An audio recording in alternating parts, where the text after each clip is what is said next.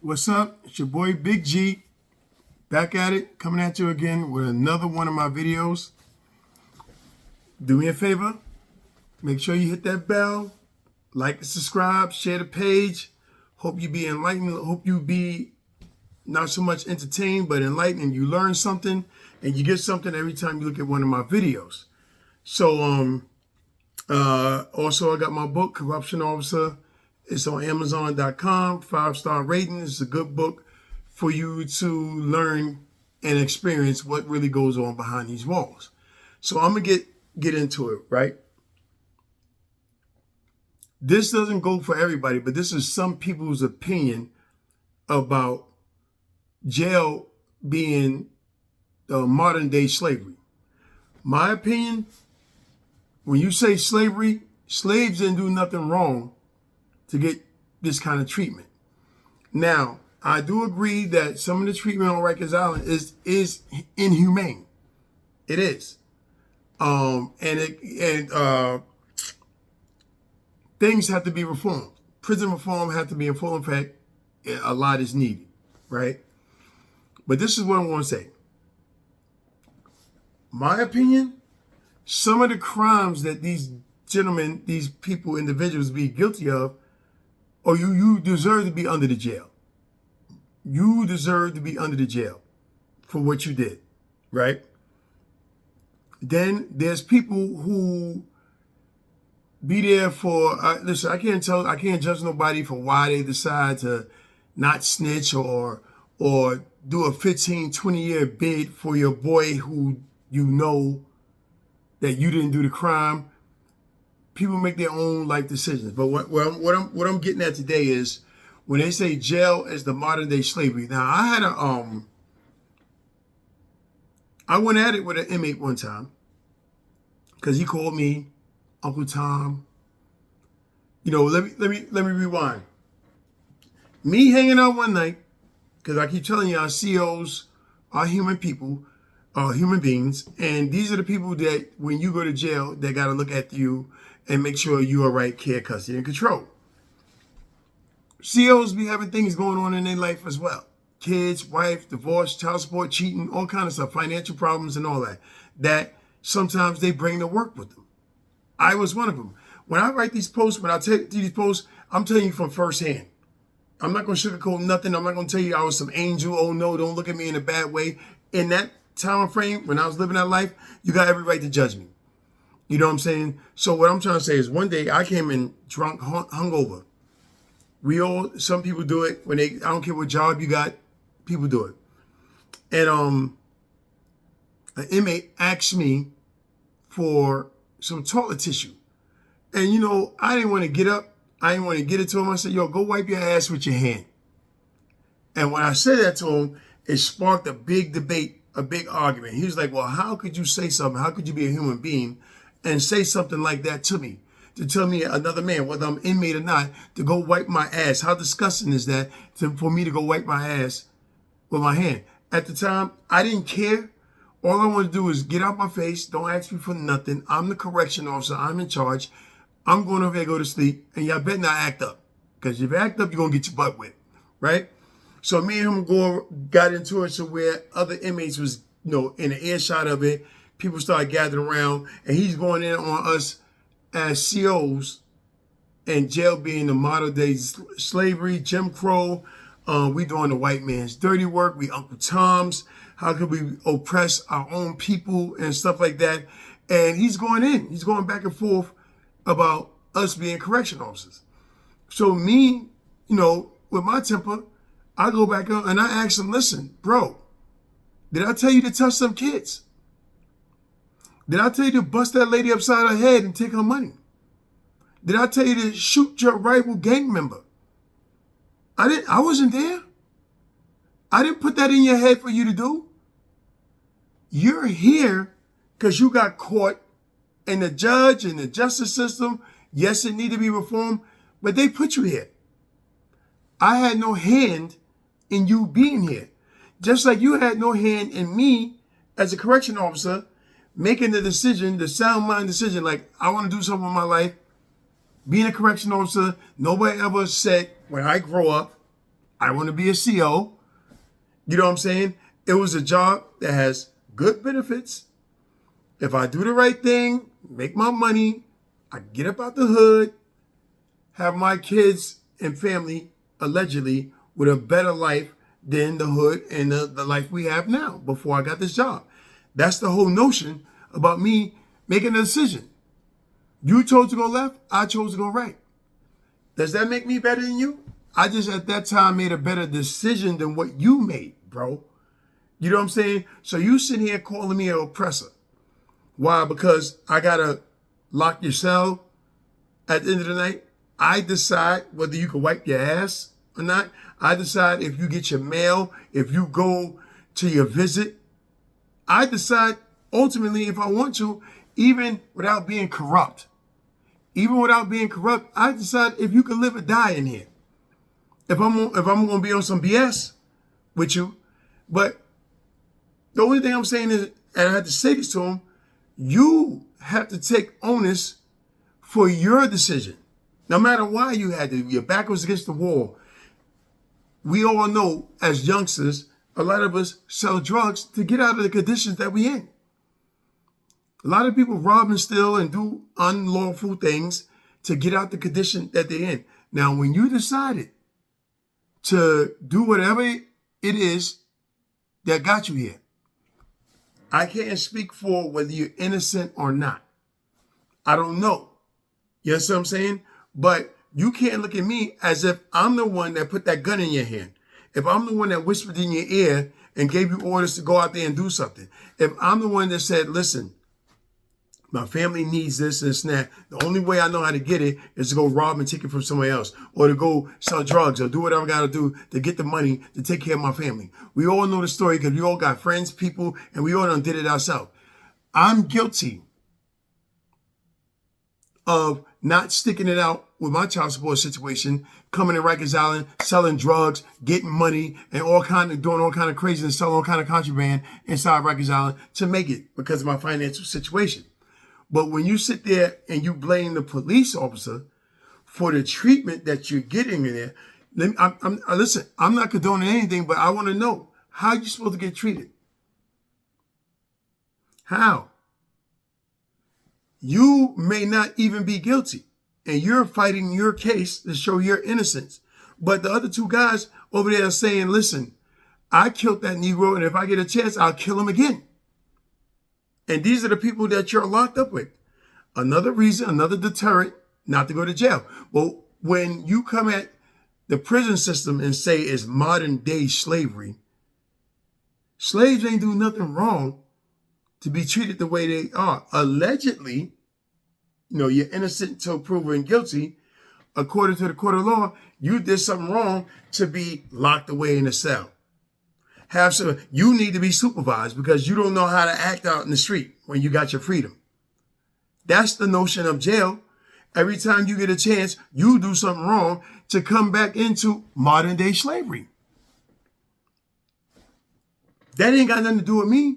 If you hate me, the CO, so much with my bad judgment, with me going through my problems, bringing my outside bad life into the job, taking it out on you, you put yourself there for me to be able to do that. You made a decision whether you didn't do it, you got in the car, you was with the guys who did it, or God forbid, you completely innocent, because we've seen that, and you people who do years of time that's completely innocent, and you get out and only retribution is money that don't take away the time that you lost with your kids and your family and this and that. But guess what? All of us, when I was out here running and hustling inside the jail, when I bring my gun inside the jail, when I bring a half ounce of cocaine inside the jail, you think I ever thought that I was going to be locked up? You think these kids and even these grown people out here robbing, they got video cameras everywhere. People don't care. They still doing crazy crimes. You think they ever anticipating getting locked up? It's only when we get locked up, then you sit there and you look at somebody else that they the oppressor. Guess what? I'm going to keep it a buck. Me being on both sides of the fence, some of them are the oppressors. Some of them do take advantage of you coming back and forth. Guess what? I heard one of my partners one time tell an inmate, I'm glad you back. I'm glad work release didn't work for you. and you came back and you committed another crime and they violated you and you came back, because as long as you here, it's job security for me. If y'all don't keep effing up out there, then they ain't got no need for me. You pay my kids' mortgage, my kids' tuition and my mortgage, you coming back and forth to jail. You can't figure it out. You don't have that sense of urgency, self-preservation. Let me not do nothing wrong. Let me deal with whatever comes my way so I don't go back to prison and they take my freedom away. So you blaming the CO? Because the CO treated you bad for some place that some of y'all, because this don't go for everybody, keep coming back to? Yes, it needs to be prison reform. Yes, we need to switch something up, and a lot of stuff be inhumane. It does. But if you got a chance to talk to your son, your brother, a family member that's doing wrong out there, what would you tell him? Would you tell him not to join the gang? Would you tell him not to go out there and do that credit card swipe and you know what I'm saying? And be a booster or whatever's going on today to make fast money? You know what I'm saying? So me and this inmate was going back and forth, and he was hitting me with, yeah, I'm doing the white man's dirty work. I'm Uncle Tom. I'm the house Negro and stuff like that. And I'm like, how you figure? Bro, we came up from the same neighborhood. I was just as afraid as you about making decisions that can change my life. For me, my dumb behind made a mistake at 40 to go to prison. It's never a right age to go to prison, but a lot of times you make our mistakes as teenagers coming up under 25. We think we're invincible. We doing all kind of stupid-ish out there. But what I'm trying to say is, I'm not blaming you for going to prison. You shouldn't blame me for trying to do something for my family, whether it be a correction officer, doctor, lawyer, Indian chief. You understand what I'm saying? COs don't have it good. They just on this side where they get to determine whether you live or die, whether you could eat what you eat, what day you eat, what day you can see your family, how long you can hug them when they come.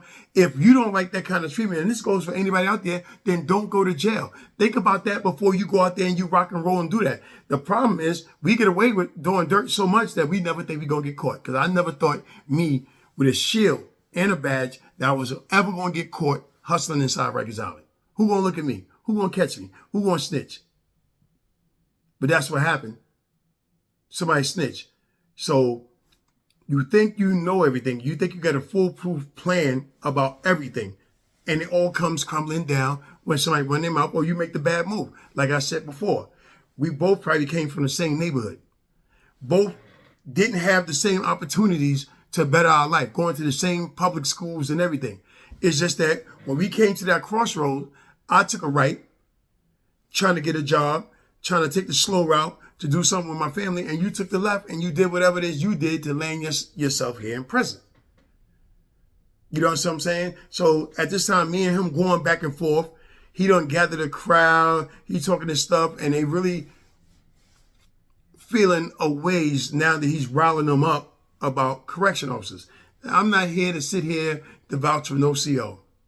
I'm not here to vouch for the whole department of corrections and say, hey, it's your fault. You need to be treated crazy, and I'm a CO.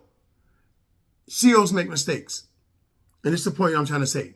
COs are human. COs go through the same bad stuff that regular people go through. These are the people that you put your life in when you commit a crime and you get locked up. Now, granted, I don't know if you're guilty or innocent. No CO knows if you're guilty or innocent until you sit here and you run your mouth to your boys and you tell them all about your paperwork and you tell them what you did and what you didn't do. That's how people really find out sometimes. You could be guilty as hell and got a good lawyer and you get off. We all know that's the way the judicial system go. All I'm trying to say is don't come down on me because I made a right and you made a left. And as far as people thinking that jail is the modern day slavery, once again, I keep repeating that slaves didn't do nothing wrong to be treated the way they, excuse me, the way they got treated. So now, fast forward. I do the dumb stuff. I sell drugs. I get locked up. You know what I'm saying? When I get locked up, they tell me because I'm law enforcement, they do me dirty. and they put me in protective custody. I'm not here to tell you I was some tough guy and, in jail I was running stuff and all that stuff. Yeah, because I was law enforcement. Yeah, because I was on the front page of the paper. Yeah, because CO made it his job to let every inmate know in Oneida Correctional Facility that I was a CO on Rikers Island. So, yeah, other gang members sent kikes up there. Don't touch him. He looked out for everybody. He's bulletproof. There were still people up there that don't give a F about that. And I just hate police. So yes, while I'm in protective custody, I'm going to tell you something about protective custody. Tactical movements by gang members. You had a gang member fake like he dropped his flag and signed into protective custody to get at me. So here I am thinking Duke signed in because he's afraid of the other gang members jumping him and stabbing him up and poking him up because he dropped his flag and decided that he wanted to go through protective custody.